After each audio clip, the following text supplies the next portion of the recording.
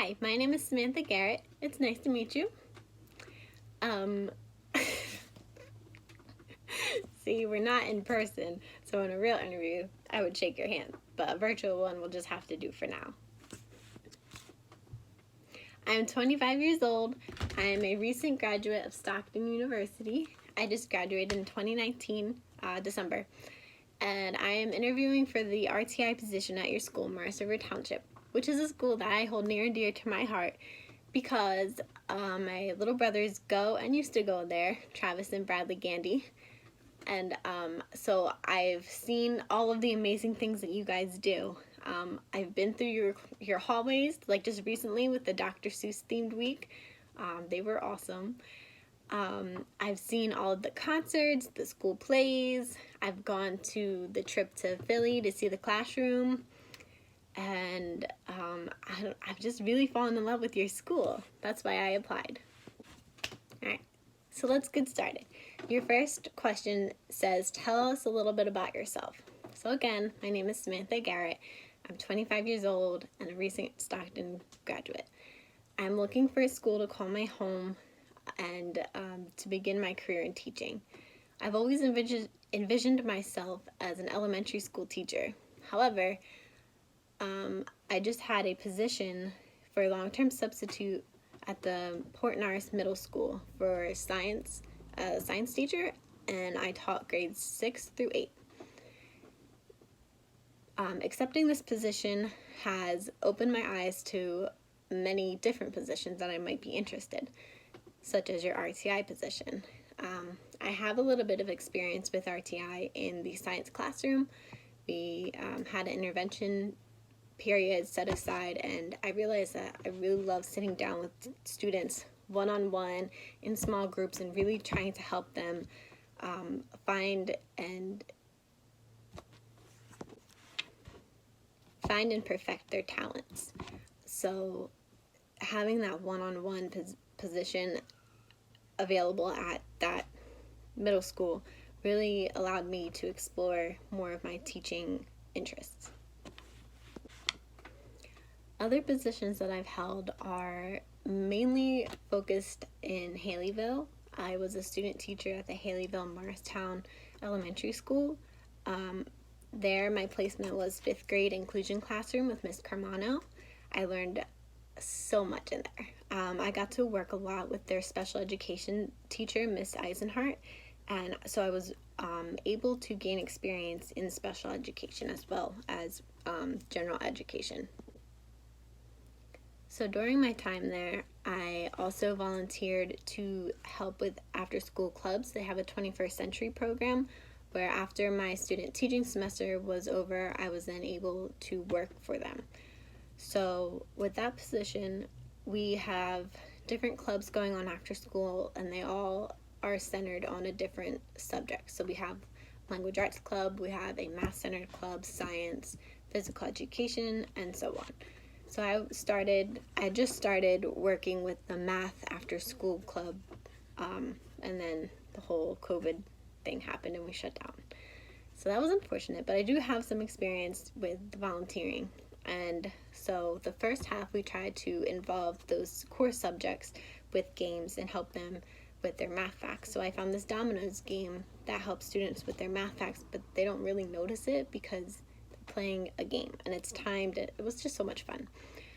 So then after we had that hour of learning and games, we then had another hour of homework club. So the kids would stay. It was part of the 21st century program. They would stay after school, and after that first hour of game time and fun while learning, we sat down and we helped and tutored them with their homework as well. And lastly, my very first job in teaching was, again, through Haleyville. It was during my very first semester with them, so one of my observation semesters where I observed the same teacher, the same classroom for 100 hours before I moved on to student teaching. This position was an Excel teacher, so again, it was tutoring, like a tutoring type of position. It's where I was given a small group of students. I had about 5 or 6 boys, and they were behind on their reading skills. So what we did was we followed the Excel program, and I was responsible for running records on them, seeing where their Fontes and Pinnell reading scores were, record that, and then work with them to bring those scores up to where they should be at their grade level. All of my kids, except one, exceeded my expectations. They went way past where they should have been. And the one boy was right there. Like, he made such a huge gain, but he was not quite there. But I still encouraged him, and if the program had not ended in May, I believe that by the end of the school year, he would have made his goal as well.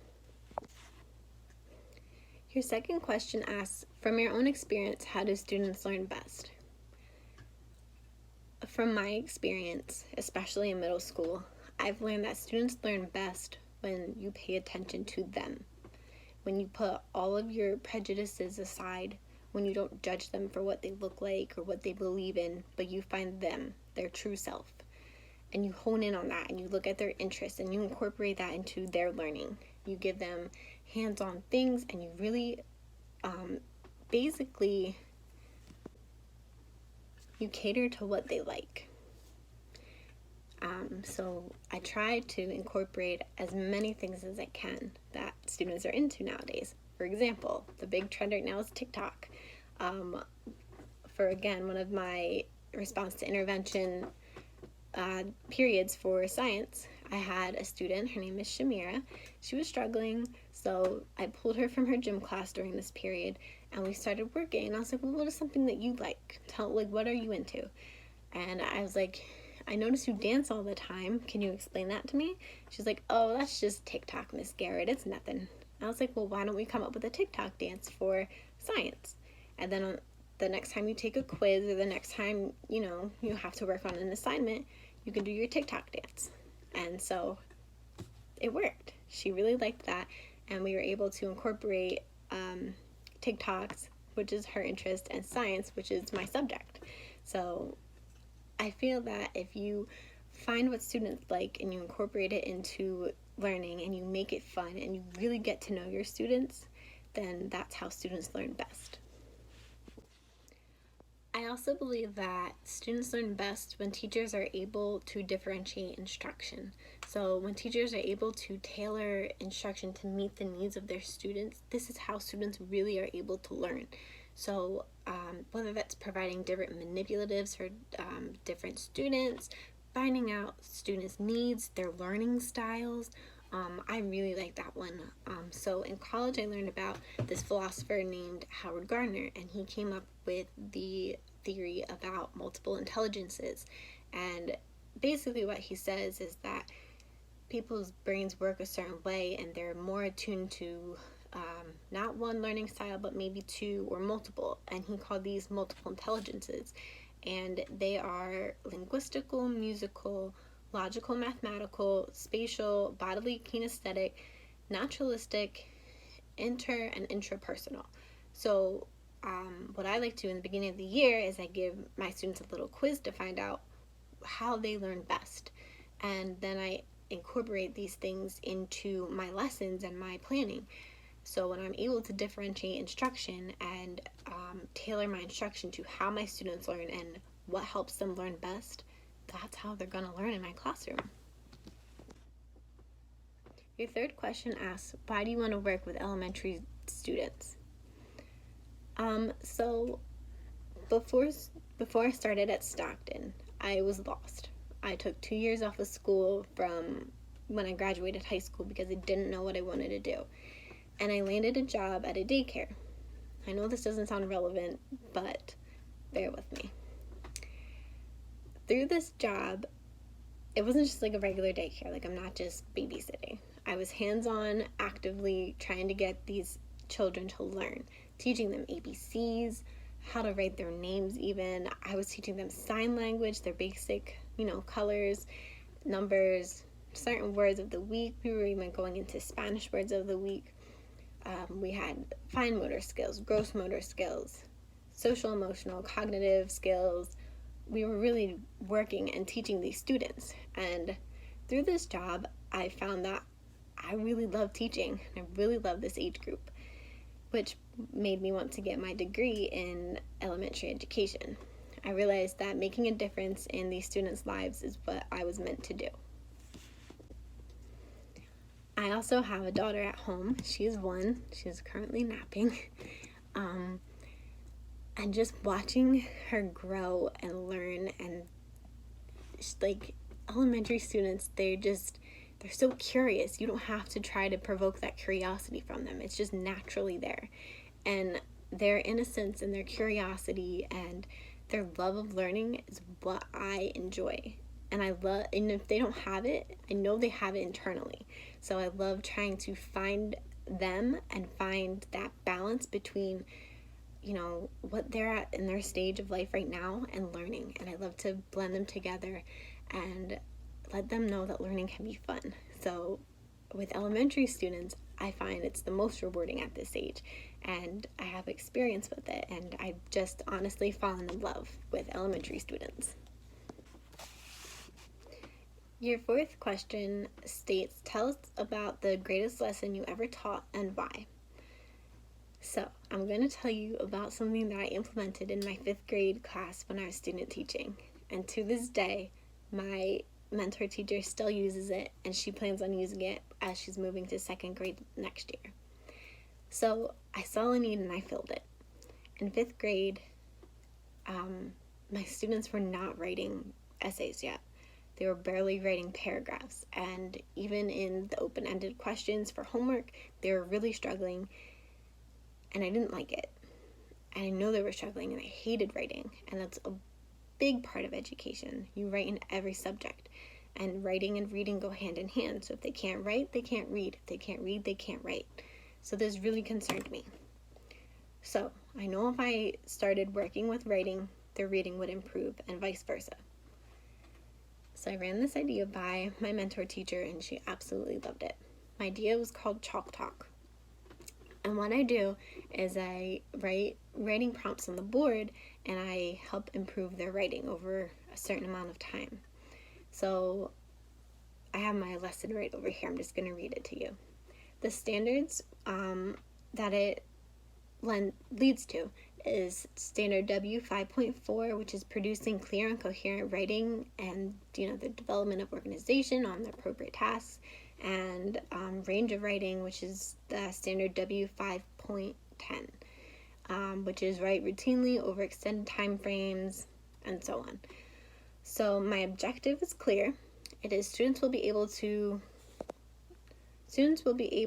write for long time periods throughout the year through our use of daily Chalk Talk writing prompts. Students will be able to learn the conventions of the English language and use them in their writing. It sounds a little complicated, but it was really a lot of fun. So basically what I would do is say, here's the board. I'd write a quote on the board or any type of writing prompt, but I just took this one for today. It says, around here, we don't look backwards for very long. We keep moving forward, opening new doors and doing new things because we are curious, and curiosity keeps leading us down new paths, from Walt Disney. This is actually part of Meet the Robinsons movie. So I would put a quote like this on the board, and usually draw like a little picture or something to go with it to gain their interest. And I set a timer, and I let them write. Usually under it, I would say, what does this quote mean to you? Or, I have them explain. They tell me about their idea and tell me why. Because if you can't explain it, then you need to work on that. So anyway, we would start with maybe say 2 minutes. And the next week we would go for 3 minutes. And the next week 4 minutes. Well, I brought these children up to 15 minutes of consistently writing. They were struggling with 2 when we started. So this was a huge accomplishment. It just really helped improve their writing skills. So they would start, and we would build, and we would build, and we would build, and it really worked. I really like this idea because you can reach every student. You can put one student's interest up one week, one day, work on the next student the next day, but you can really adjust these topics. You can tie them into the real world if something is happening. For instance, you can see recently in the news we are dealing with COVID-19, We're dealing with Black Lives Matter movement. These are all great topics for students to write about. This can lead to discussions, and we can tie them into social studies, we can tie them into science, we can tie them into a lot of other subjects as well. So this provides a great, segue for a lot of other opportunities in the classroom. Along with this, I had my students work on editing. So maybe one day, like on Fridays, we would go back and we would look at what we read or wrote during the week, and we would edit. And I showed them their proper, I had a little printed out sheet of the different editing marks. How would we capitalize, what would we capitalize, where did these certain punctuation goes. So allowing them to go back and edit these things that they've worked on really helped improve their writing skills as well. And lastly, my favorite question, no, just kidding. The last question, number 5, that you asked is, what is your favorite ice cream flavor and why? So my favorite ice cream is one that I recently just discovered. It is called Netflix and Chilled by Ben & Jerry's. So basically, it is peanut butter ice cream that is so delicious. It is so smooth and creamy, and it is swirled with gorgeous peanut butter swirls and this salty, crunchy pretzel layer. So it's all swirled in together, and it's topped with pretzel chunks that are crunchy, and the ice cream is smooth, and it just meshes together so well. So that is my favorite ice cream, Netflix and Chilled. I love this ice cream because it meshes so well together. The saltiness of the pretzel and the sweetness of the vanilla or the peanut butter ice cream that also has a hint of vanilla in it as well. It's like a flavor explosion in your mouth, and it is so good. So good. So delicious. So this concludes our interview number 1.